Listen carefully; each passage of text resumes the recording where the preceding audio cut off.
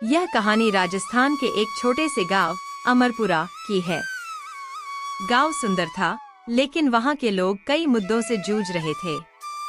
बिजली की समस्या, पानी की कमी और सबसे बड़ी बात, गांव के लोग आपस में एकता नहीं रखते थे।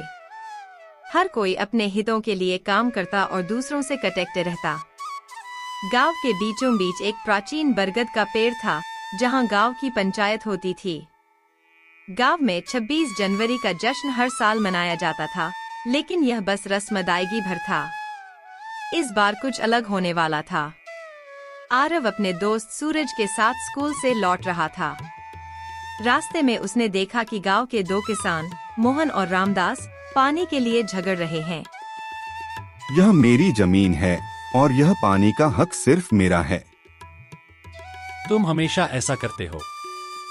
पानी हम सबका है, तुम्हारा अकेले का नहीं। आरव ने यह झगड़ा देखा और उदास हो गया। वह सोचने लगा कि जब लोग आपस में ही लड़ते रहेंगे तो गांव कैसे आगे बढ़ेगा। अगले दिन स्कूल में मास्टर मोहनलाल ने बच्चों से पूछा, बच्चों, क्या तुम जानते हो कि 26 जनवरी क्यों मनाई जाती है? जी मास्टर जी, इस दिन हमारे देश का संविधान लागू हुआ था। यह हमें अधिकार और कर्तव्य दोनों देता है। बिल्कुल सही। लेकिन क्या तुम जानते हो कि असली गणतंत्र क्या होता है? सभी बच्चे चुप हो गए।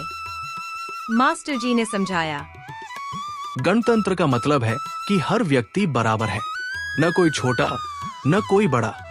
हमें मिलकर काम करना चाहिए, तभी हमारा समाज और देश तरक्की करेगा। आरव को यह बात गहराई से समझ में आई। उसने ठान लिया कि इस 26 जनवरी पर वह गांव वालों को एकता का पाठ सिखाएगा।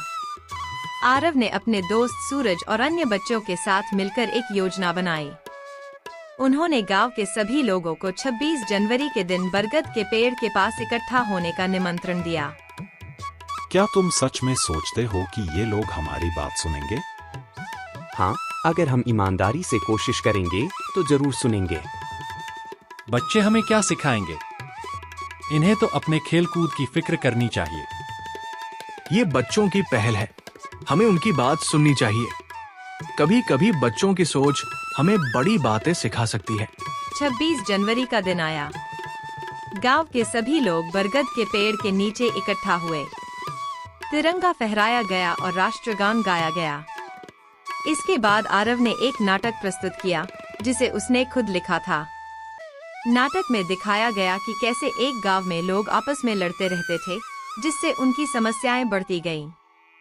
एक दिन गांव में एक बच्चा आया और उसने उन्हें एकता का महत्व समझाया। अगर हम सब मिलकर काम करेंगे तो हमारे पास न पानी की कमी होगी न खाने की। एकता में ताकत है। नाटक ने गांव वालों को झकझोर दिया।